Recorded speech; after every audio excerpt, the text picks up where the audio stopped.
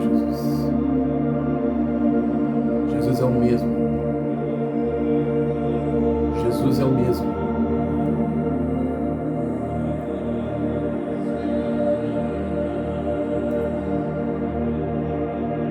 Jesus é o mesmo.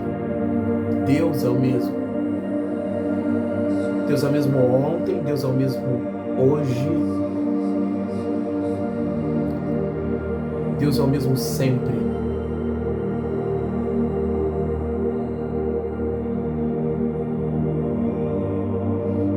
Ele não muda, nós é que mudamos. Ele não erra, nós é que erramos. Ele não falha, nós é que falhamos. Ele não brinca, nós é que brincamos. Ele não mente, nós é que mentimos. Deus é o mesmo. Deus é o mesmo. E se Deus é o mesmo, os mesmos feitos históricos na vida de um povo e na realidade de um povo podem ser os mesmos feitos históricos na vida e na realidade de qualquer pessoa, em qualquer tempo, em qualquer momento. Deus não muda. O que muda é a nossa percepção da ação de Deus. O que muda é a nossa mente, a limitação que nós fazemos, a redução interior que nós fazemos do seu poder. Deus não muda. O que muda é que de tempos em tempos, nas coisas que nós passamos, nas situações que nós experimentamos na nossa vida, nós vamos mudando a percepção de Deus, mudando a visão de Deus. É como se nós tivéssemos uma ação diferente de Deus para cada momento da nossa história, e portanto, quando Ele parece estar mudando, não é Ele quem muda, mas é a nossa percepção de quem Ele é que muda. A nossa visão da realidade divina é que muda. Isso porque a nossa história é frágil. A nossa história humana é frágil. E nós precisamos reconhecer que essa nossa história humana é frágil. Por mais forte que a gente tente ser, por mais que a gente tente fazer, acontecer, desenvolver, realizar, nós precisamos lembrar que nós somos humanos, que há uma fraqueza dentro de nós, que há uma fraqueza dentro de nós, que somos fracos. Quantas pessoas têm receio de dizer, eu estou sentindo medo? Quantas pessoas têm receio de dizer, eu não consigo, eu não posso? Porque nos tempos em que vivemos, nós precisamos ser fortes, nós precisamos ser perfeitamente saudáveis, nós precisamos ter tudo certo, tudo perfeito, precisamos conquistar 1 milhão, precisamos ser milionário, ter as melhores estratégias financeiras, nós precisamos estar bons o tempo todo, estar bem o tempo todo, ser perfeito o tempo todo, nós precisamos estar com tudo em ordem o tempo todo. Mas o desafio é que quando nós olhamos para além de nós encontramos um Deus que de fato é perfeito. E ao olharmos para a realidade de Deus de fato perfeita, nós percebemos então que nós não somos perfeitos. Porque quando olhamos para o caráter de Deus e para a perfeição de Deus e toda a grandeza de Deus, quando pensamos em quem Deus é, nós somos desafiados a olhar para dentro de nós e ver o que não somos, e ver o que não alcançamos. E os evangelhos trazem um exemplo para nós de perfeição humana. Os evangelhos trazem para nós um exemplo de estatura que a Bíblia chama de varão perfeito, maduro, ser humano maduro, ser humano ideal, o ápice do ser humano ideal. E qual é o ápice da nossa humanidade? Qual é o grau maior de perfeição absoluta que alguém pode chegar, que alguém pode alcançar, senão o padrão de Jesus?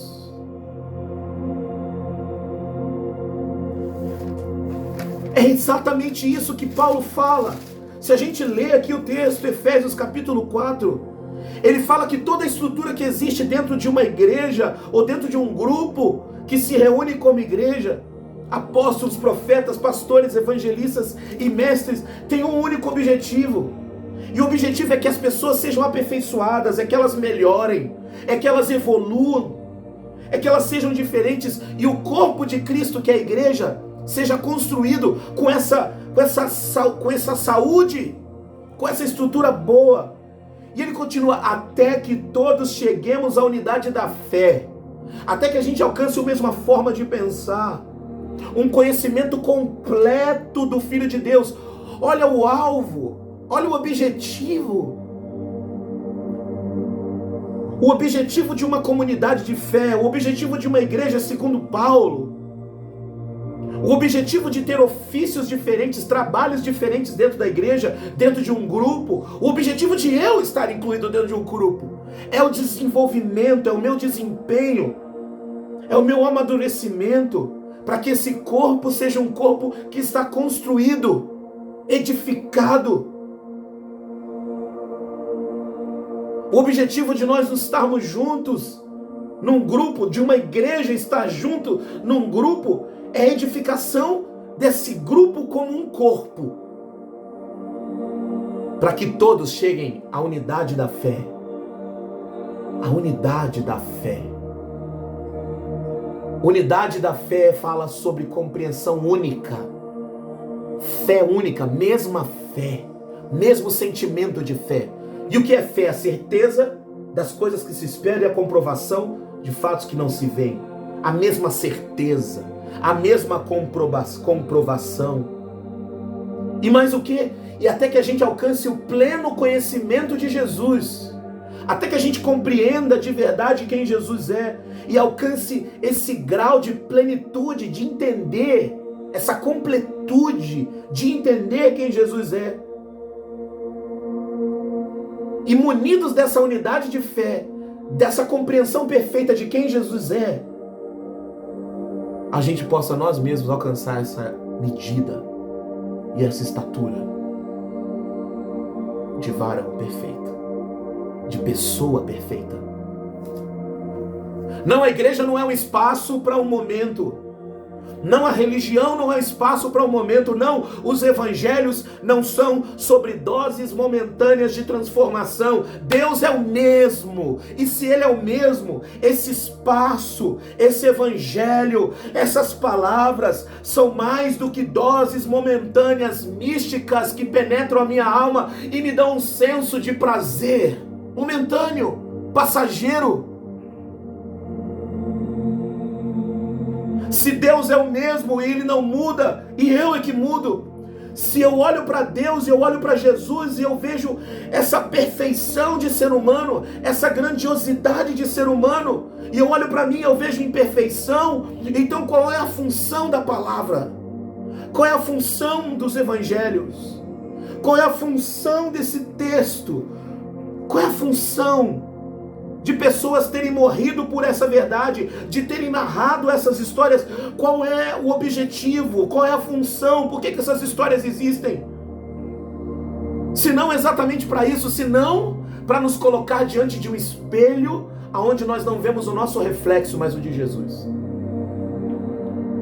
E na nossa percepção de Jesus em toda a sua grandeza e perfeição como ser humano ideal, nós olharmos para nós e vemos o que nós não somos, o que nós não temos, o que nós não carregamos, e admitirmos essa realidade. Agora eu vou olhar para cá. Quem é você?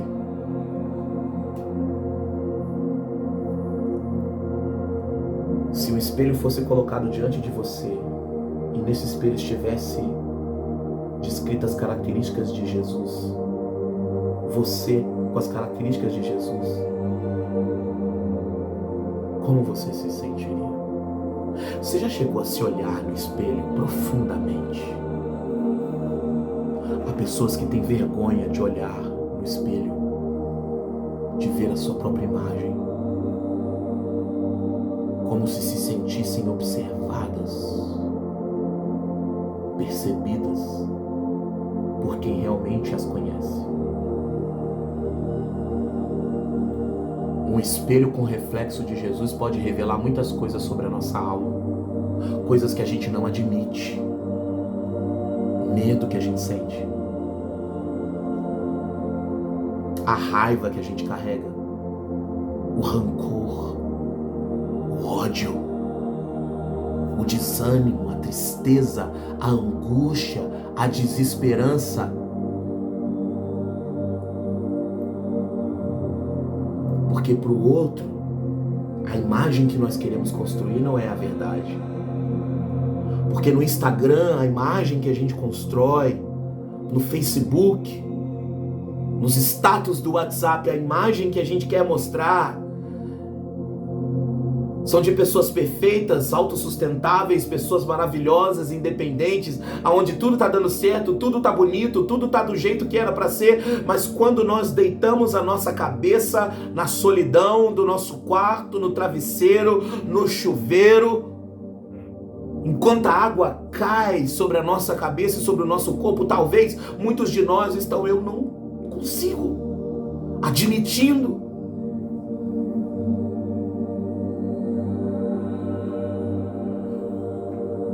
Os evangelhos são como esse espelho.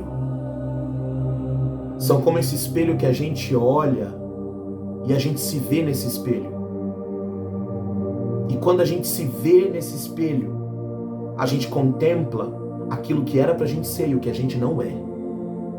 E a gente pode começar a admitir o que a gente não é e o que a gente deveria ser e começar a buscar o que a gente deveria ser. Os evangelhos nos colocam diante desse espelho chamado Jesus, e a gente olha para esse espelho chamado Jesus como mulher ideal, como homem ideal, como pai ideal, como mãe ideal, como marido ideal, como esposa ideal, como filho ideal, como profissional ideal. A gente olha para esse aspecto de Jesus e a gente diz, e a gente começa a encarar a realidade de que nós não somos perfeitos, que nós somos fracos, frágeis. Nós encaramos a realidade da nossa alma de que nós somos pecadores, cheios de maldade, cheios de problemas, cheios de raiva, de ódio, de rancor, carregando toda essa coisa dentro de nós. Nós olhamos para Jesus e podemos enxergar essas realidades sobre nós. E a única coisa que a gente pode fazer ao se deparar com essa realidade é o que todas as outras pessoas fizeram diante de Jesus. Tem misericórdia de mim. O Senhor pode me curar? Será que o Senhor pode fazer algo por mim? Porque quando você encara as verdades a realidade da sua vida de frente, quando você encara as imperfeições, quando você encara as situações, quando você encara de verdade, a única coisa que você pode fazer diante desse reflexo do que você deveria ser, do que você poderia ter, do que você poderia ter alcançado, é dizer: como eu faço? Quando você admite as suas fraquezas, Deus pode manifestar a sua força. Quando você admite a sua ignorância, Deus pode te dar sabedoria. Quando você admite a sua incapacidade, Ele te capacita para realizar e fazer, porque Ele é o mesmo, Ele não muda. E se Ele fez isso no passado, por que Ele não faria hoje? Os evangelhos são, portanto, essa narrativa poderosa de Deus que nos revela a nossa história humana, a realidade humana da nossa alma, o nosso estado verdadeiro através do nosso olhar para Jesus. Revela o que nós não somos quando olhamos aquilo que deveríamos ser. Quando olhamos para Jesus como homem ideal, como pessoa ideal, e vemos que nós não somos. Mas os evangelhos também nos revelam que Deus continua curando e fazendo o que Ele sempre fez, por amor.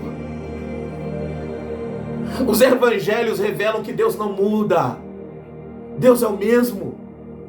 Os evangelhos revelam que Deus, pelo contrário, não está distante de nós, mas se aproxima nos passos de Jesus, nas realizações de Jesus, para nos salvar, para nos libertar, para nos livrar do nosso medo, para retirar esse ódio do nosso coração, o rancor, a amargura, as preocupações, para nos trazer paz diante das dificuldades da vida e dos grandes desafios que nós temos, diante das incertezas do que vai acontecer pela frente. O Evangelho se torna esse instrumento aonde Deus se faz carne, o Verbo se fez carne, diz a Bíblia.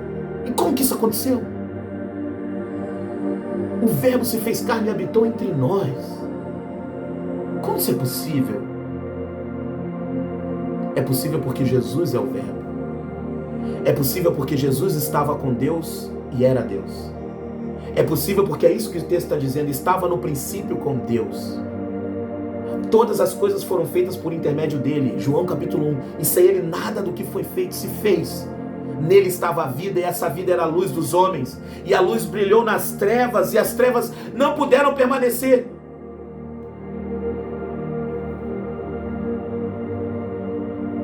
Quando o texto diz que o Verbo se fez carne, ele está falando dessa palavra divina, desse poder divino, esse Logos, essa é a palavra grega, esse Logos que desce ao nosso mundo em puro ato de condescendência, de imanência, de proximidade, de intimidade.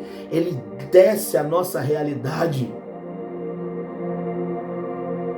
se torna em figura humana. É o que o apóstolo Paulo diz. Um homem inteligentíssimo, rabino, muito inteligente, conhecedor, formado em escolas de retórica da antiguidade.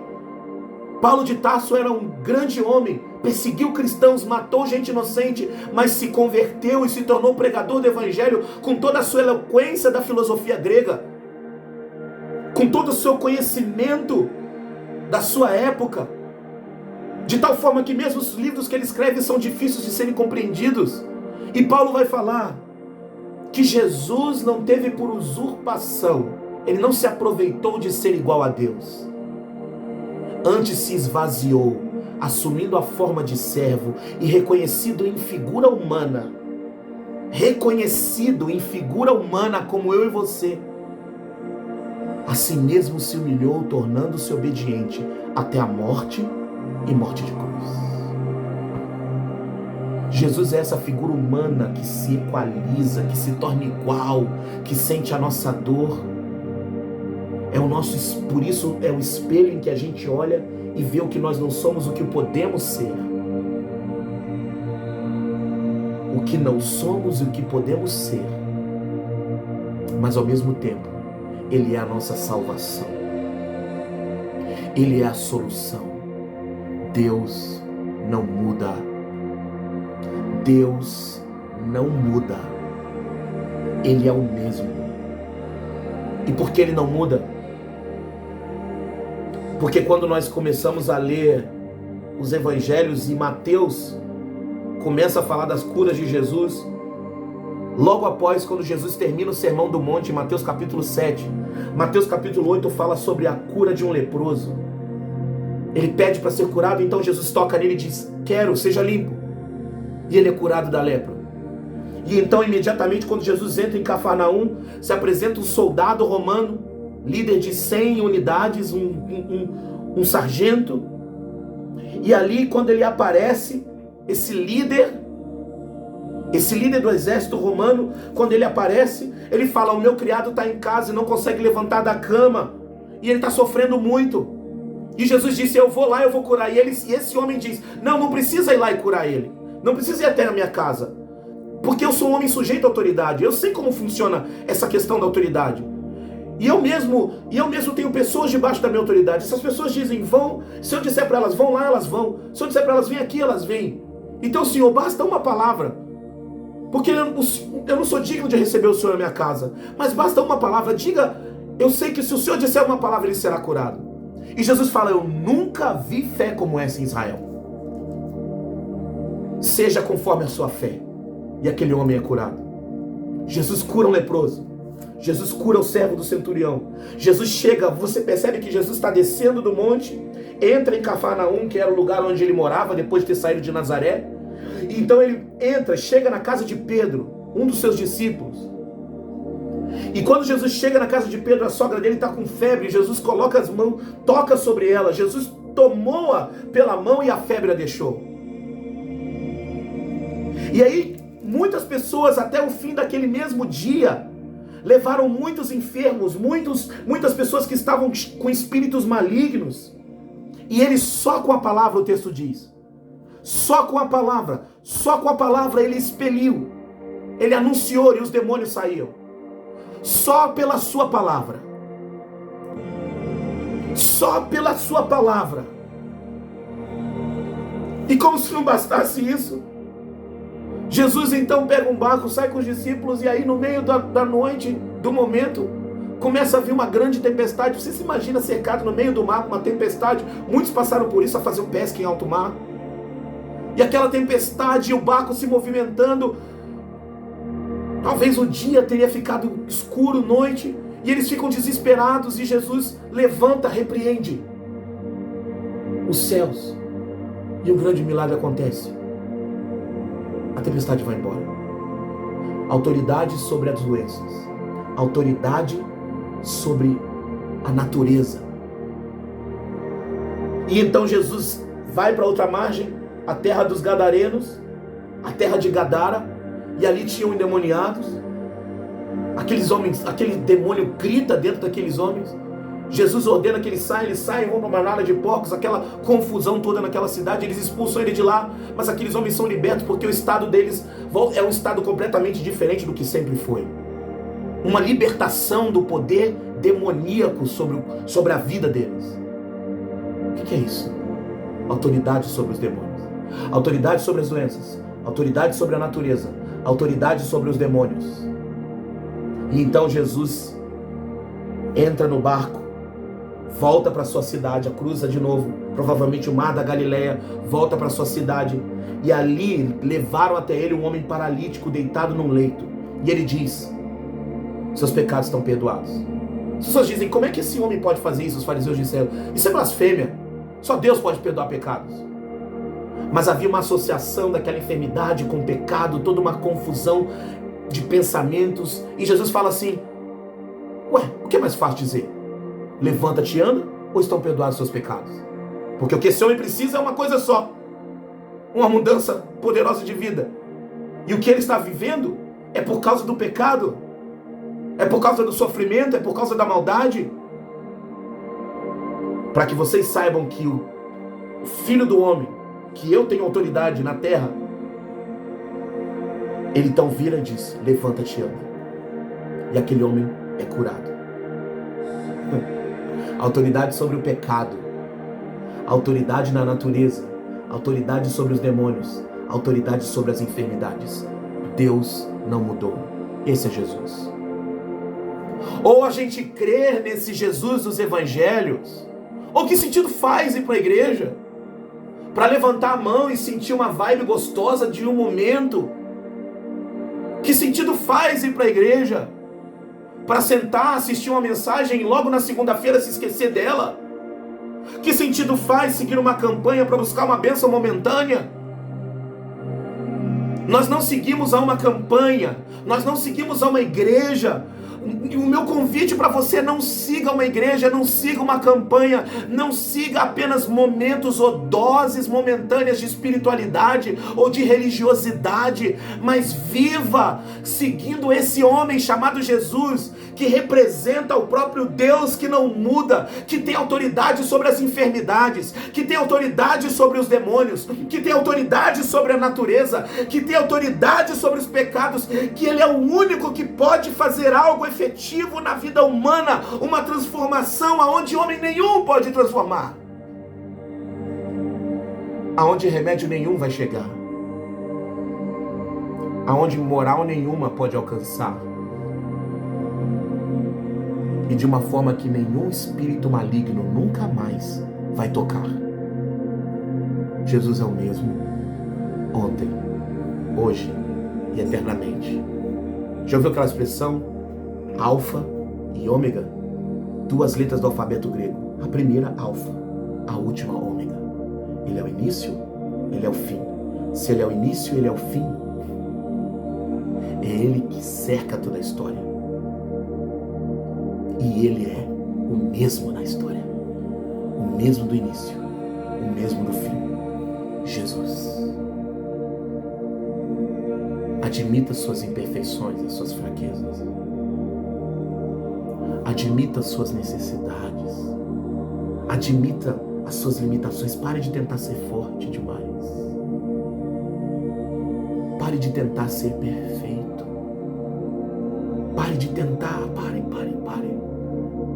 E comece a olhar para Jesus e falar: Senhor, eu quero ser como o Senhor, eu posso te seguir como essas pessoas dos evangelhos. O que eu faço para te seguir? Como eu for? Para onde o Senhor está indo? Eu quero ir com o Senhor.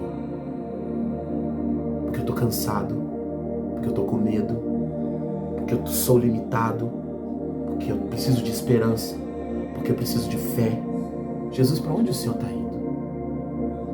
Não importa o que eu tiver que mudar, eu vou atrás. Eu vou mudar. Não importa o que eu tiver que sofrer, eu vou atrás, eu vou sofrer.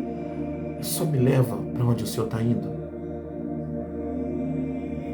E então você vai encontrar autoridade sobre as doenças. Você vai encontrar autoridade para se ver livre de toda e qualquer coisa que ainda te prenda. Você vai encontrar o perdão e o amor de Deus, porque Jesus tinha autoridade para perdoar e para amar. Os evangelhos são sobre isso. Se a gente lesse mais os evangelhos, né? Eu tô falando só uns pedacinhos da história aqui. Se você pegar as histórias como um todo e mergulhar nas histórias, você vai achar coisas que vão transformar a sua vida de tal forma que a sua vida nunca mais vai ser a mesma. Conte comigo nessa jornada. Pode me contatar por aqui, o tanto que vocês quiserem, no comentário. No Instagram eu tô como Léo Felicíssimo.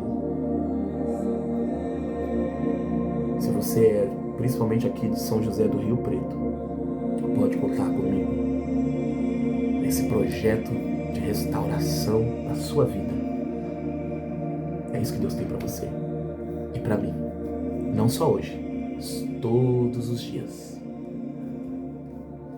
Até a próxima.